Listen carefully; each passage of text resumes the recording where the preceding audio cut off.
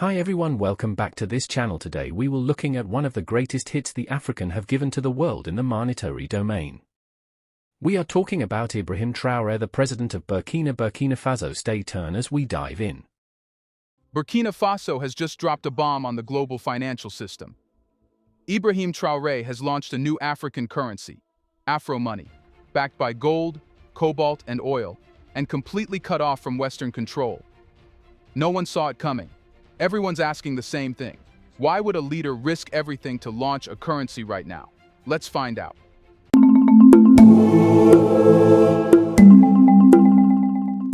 When Africa waved its political flags of independence, most believed the battle was over. The colonial rulers were gone. The national anthems changed. But beneath the surface, one chain remained untouched: monetary control.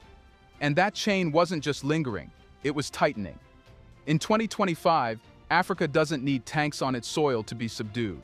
It only needs the wrong kind of money in its pockets. The money that France can't control. That's what Ibrahim Traore understood better than most. While politicians pursue development loans and attend IMF lectures, their currencies are being used silently as a weapon against them. And the most glaring example of that is the CFA franc. The CFA isn't just a currency, it's a foreign instrument disguised as a national tool. Born from the ashes of French colonialism, it still binds 14 African nations to a monetary system controlled by the French treasury. Even today, those countries cannot print money without approval. They cannot move their reserves freely. They're forced to keep a significant chunk of their foreign currency in French banks, interest-free. What does that mean in practice? It means African countries remain independent only on paper. When global markets crash, they can't protect their economies. When inflation hits, they can't stimulate growth. Their financial decisions, the lifeblood of any nation, are made in another country's capital. So why launch a new currency now? Because for the first time in decades, the geopolitical structure that enforced this setup is cracking. France is losing its grip in West Africa. ECOWAS is splintering. Military-led transitions in Mali, Niger, Guinea, and now Burkina Faso are breaking with old alliances. It's not just rebellion, it's replacement. And Traore understands that no revolution is real if your economy still uses your oppressor's pen. Launching Afro money wasn't a gamble, it was a necessity. The current global system punishes independence and rewards dependence. Countries that try to de-dollarize, avoid Eurobond traps, or exit the CFA are instantly met with currency downgrades, sanctions, or trade freezes. So rather than patch a broken system, Traore chose to build something new from the ground up, something that no foreign hand could freeze, delay, or devalue. And he's not alone. Whispers of monetary independence are echoing across Africa. Leaders are watching. Movements are growing. The youth, disillusioned with old structures, are ready to rally behind something that feels like ownership, not obligation. But a new currency is just a first strike. To be more than a protest, it must send a message, one so powerful that it lives in people's minds every time they see it. So the question becomes, what exactly does Afro money look like, and why are its visual details shaking governments as much as its value? You can tell a government's priorities by what it prints on its money. In the United States, the dollar is covered in past presidents, founding fathers, and symbols of Enlightenment-era liberty. In the European Union, the euro notes show bridges and gates, metaphors for unity and expansion. But Afro money does something altogether different. It doesn't try to appease history, it corrects it. Take a single Afro money note in your hand, and you're not just holding a currency, you're holding a manifesto. The imagery isn't neutral, it's loaded. Traore didn't choose bland monuments or abstract art. He chose revolutionaries who were killed, exiled, or demonized by the very powers Afro money is designed to confront. Thomas Sankara, assassinated after challenging Western debt systems. Patrice Lumumba, overthrown and executed with foreign complicity. Queen Nzinga, who waged a decades-long resistance against Portuguese colonization. Nelson Mandela, once labeled an insurgent by allies of the same nations that now celebrate him. These figures weren't selected for nostalgia. They were chosen to psychologically rewire how Africans see power, not as something that comes from outside approval, but from internal defiance. It's not just who's on the money, it's how they're depicted. Sankara doesn't smile. His expression is steely, almost confrontational. Lumumba's eyes burn with restrained fury. Queen Nzinga isn't in the background. She sits at the center, spear in hand. Mandela's portrait is not the gentle elder but the sharp younger fighter from the anti-apartheid underground. Even the typography is defiant. The words Afro money aren't tucked into a corner. They dominate the center. On some notes, they're accompanied by inscriptions in multiple African languages, not colonial tongues, a quiet but powerful rejection of linguistic imperialism. And then there are the coins. These aren't pocket change, they're micro-monuments. Etched into them are maps of Africa without colonial borders, fists breaking chains, baobab trees wrapped around circuit diagrams, a direct reference to techno-sovereignty and Africa's emerging digital power. Every coin has a unique inscription on the rim, lines from African poems, anti-colonial speeches, or proverbs once erased by European textbooks. The panic among global elites isn't just about economics. It's about narrative control. Currency design is a daily education tool. It teaches people who to remember, who to admire, and who to fear. Western-backed currencies in Africa have always carried Western value systems by default. Afro money replaces that with unapologetic African pride. More importantly, this design puts pressure on African leaders themselves. You can't publicly praise Sankara while simultaneously signing military deals with the countries that helped remove him. You can't pose with Lumumba's image on a banknote while attending IMF dinners in Brussels. Afro money isn't just a currency, it's a mirror. And for many, it's uncomfortable. The fear is not that this currency will fail. The fear is that people will believe in it. Because belief is contagious. And belief, once embedded in something tangible, becomes very hard to kill. But belief alone isn't enough. If Afro money is to become more than a symbol, it has to be untouchable, protected from sabotage, hacking, or seizure. So the next question is, how has Traore armored Afro money against foreign interference? And what makes its foundation harder to break than any African currency before it? Imagery on Afro money challenges Africa's psychological dependency. Its infrastructure challenges the physical one. Printing revolutionary faces is one thing. Keeping those faces from being erased is another.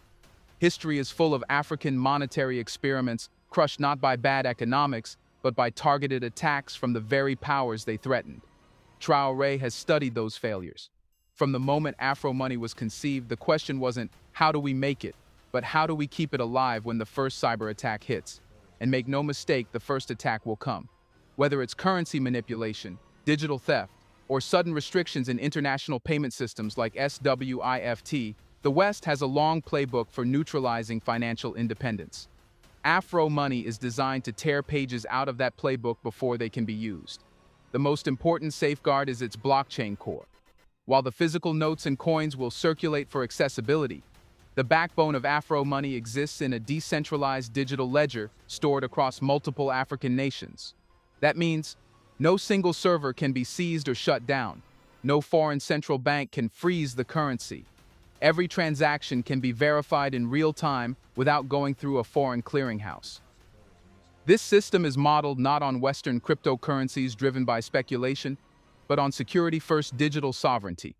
The blockchain infrastructure is air-gapped from Western oversight, hosted in African-controlled data centers, many of them powered by renewable energy to reduce dependency on imported fuel.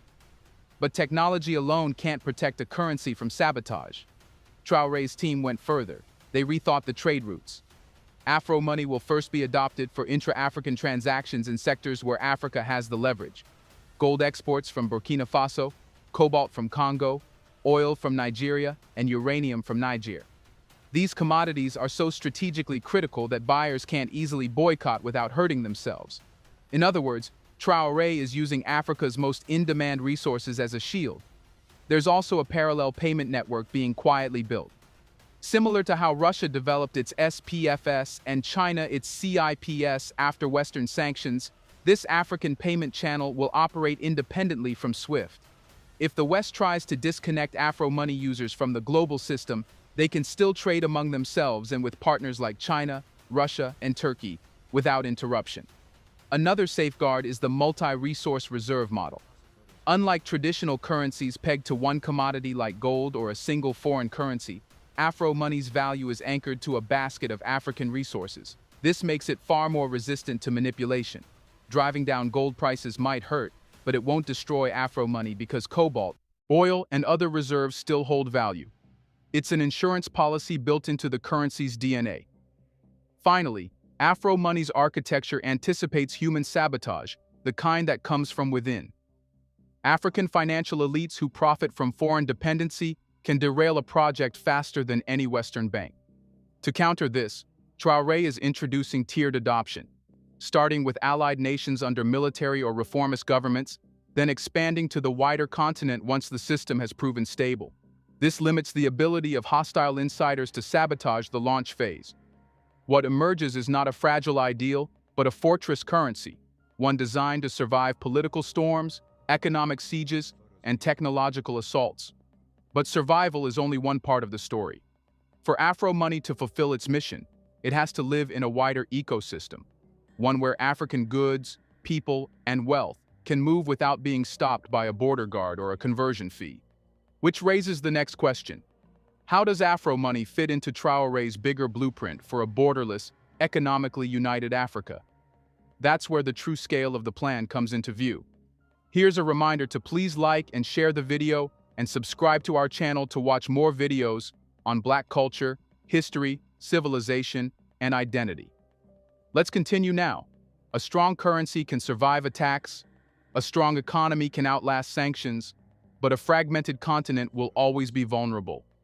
Traore understands that Afro money, no matter how secure, would fail if trapped inside the current African trade reality.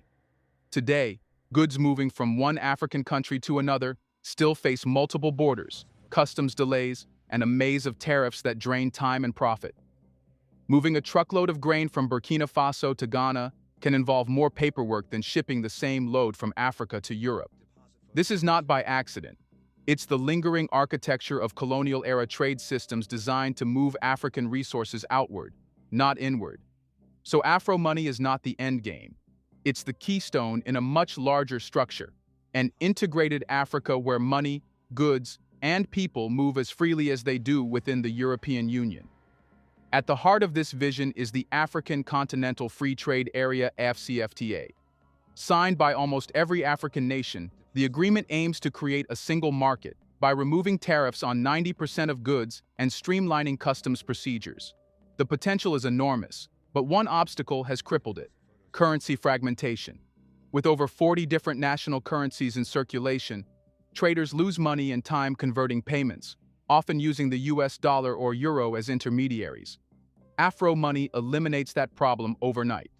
Imagine a cocoa farmer in the Ivory Coast selling beans directly to a chocolatier in Kenya. Today, that deal might require converting CFA francs to dollars, then to Kenyan shillings, paying fees at each step. With Afro money, it's one transaction, one currency, no foreign bank in between. The economic efficiency is obvious. But there's a deeper effect. A shared currency becomes a shared identity. Traore's team is pairing Afro money with two other liberation tools: a single African passport and continental transport corridors. The passport will allow any African citizen to live, work, and travel anywhere on the continent without visas, a direct strike against the colonial borders carved in 1884 at the Berlin Conference. The transport corridors, high-speed rail lines, upgraded highways, and cross-border energy grids will physically connect markets currently isolated from one another. These three tools work in sequence. Transport corridors unlock physical access. The passport unlocks human mobility. Afro money unlocks financial fluidity. None can work in isolation. Without the secure movement of people and goods, Afro money would be a fortress with no gates. Without Afro money, free movement would still depend on foreign-controlled payment systems. Together, they create something Africa has never had in modern history: economic sovereignty on a continental scale. The potential ripple effects are staggering. A unified African market of 1.4 billion people using one currency would be the largest common currency zone in the world by population. It would rival the European Union in economic scale and surpass it in resource wealth. That kind of power shifts negotiations with foreign partners.